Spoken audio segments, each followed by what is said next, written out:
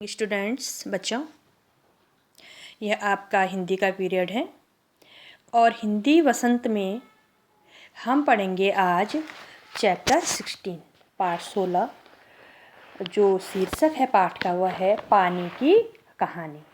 ठीक है बच्चों, जो हमारी लाइव क्लास हुई थी, लाइव क्लास में मैंने आपको यह चैप्टर रीडिंग करवाया था। जिन बच्चों ने लाइव क्लास ज्वाइन की उन बच्चों को इस चैप्टर के बारे में पता है। ठीक है बच्चों, और जो यह पाठ है, यह पाठ के लेखक हैं श्री रामचंद्र तिवारी जी ने इस पाठ को लिखा है। ठीक है, तो मैंने आपको पाठ पढ़ाया और आज मैं आपको इस पाठ का सार बता रही हूँ। जो सारांश है पाठ का वह समझा रही हूँ कि क्या है इस पाठ में। ठीक है, तो बच्चों, सबसे पहले जो पाठ का शीर्षक है पानी की कहानी, तो यह जो सारांश है इसमें पानी के बारे में ही बताया गया है बच्चों, कि एक पानी की जो ओस की जो बूंद है उसकी क्या कहानी है। ठीक है, वह अपनी कहानी बयां कर रही हैं। किससे कर रही है? लेखक से।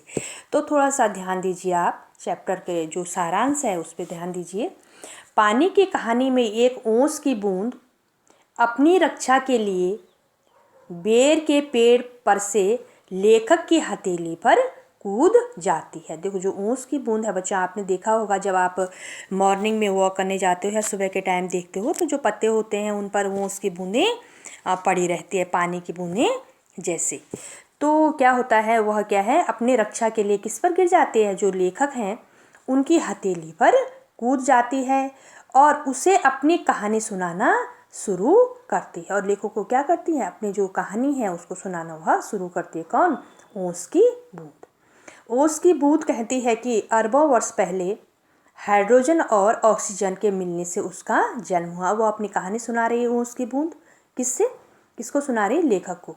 ठीक है बेटा, तो आपने साइंस में भी पढ़ा होगा H2 + O2 मिलने से क्या बनता है? H2O बनता है। तो वही है, यहाँ पर वही फॉर्मूला है कि हाइड्रोजन और ऑक्सीजन के मिलने से उसका जन्म हुआ।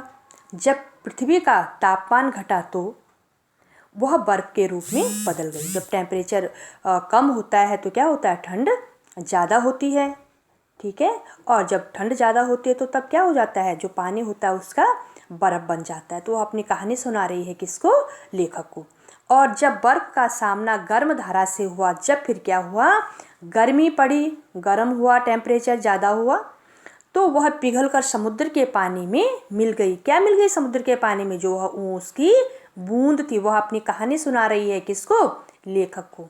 समुद्र की गहराई की यात्रा करने की इच्छा ने उसे समुद्र की गहराई में ले लिया।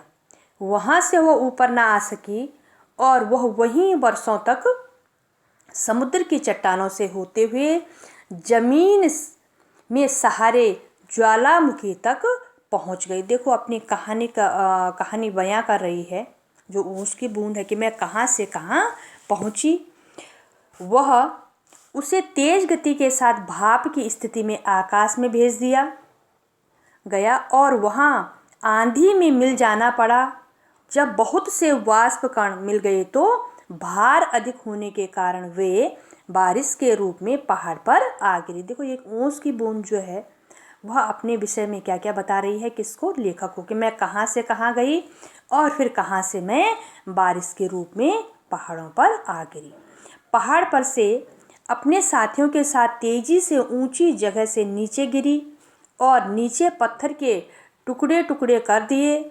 वहाँ से समतल भूमि की तलाश में नदी की धारा के साथ बहते हुए कभी मिट्टी का कटान किया तो कभी पेड़ों की जड़ों को खोखला करके उनको गिरा दिया। देखो, अपने विषय में बता रही है कौन? ओस की बूंद, कि मैं कहाँ से कहाँ गई और फिर क्या है, मैं फिर पानी के रूप में आई और फिर मैंने क्या किया। जब पहाड़ों में जैसे पानी आता है, बहुत तेज़ धारा आती है, तो कई जगह पर क्या है, पेड़ भी गिर जाते हैं। तो वही जो ओस की बूंद है वह कह रही है, अपनी जिज्ञासा के कारण कारखाने के नलों में कई दिनों तक फंसे रहने के बाद भाग्य के साथ देने पर एक टूटे नल से बाहर निकलकर वापस भूमि द्वारा सोख लेने पर बेर के पेड़ तक पहुंच गई। देखो अब कहाँ से बेर के पेड़ से ही कहानी स्टार्ट हुई और बेर के पेड़ पर ही कहानी खत्म होती है। बेर के पेड़ की जड़ों के रोए द्वारा खींच लेने पर कई दिनों तक वहाँ फंसे रहने पर पत्तों के छोटे छोटे छेदों के द्वारा बाहर निकल गई।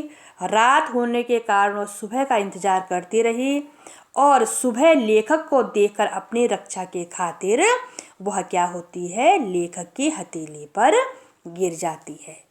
तो यह है पानी की कहानी बेटा। और इस कहानी को मैंने, ये जो पाठ है, यह पाठ मैंने आपको लाइव क्लास में पढ़ाया था, तो आपने इसको समझा होगा, इसका सारांश समझा होगा, चैप्टर भी आपने पढ़ा होगा। और अब मैं जो पाठ है वह पाठ का मैं शब्दार्थ आपको लिखने के लिए दूंगी और आपने शब्दार्थ लिखने हैं, शब्दार्थ याद करने हैं। और अभी आपके यूनिट टेस्ट हैं बच्चों, तो वह यूनिट टेस्ट का जो सिलेबस आपको मिला है वह भी आपने अच्छे से याद करना है। और जो हमारी नेक्स्ट क्लास होगी उसमें मैं आपको इस चैप्टर के जो क्वेश्चन आंसर है वह लिखने के लिए दूंगी। ठीक है बच्चों।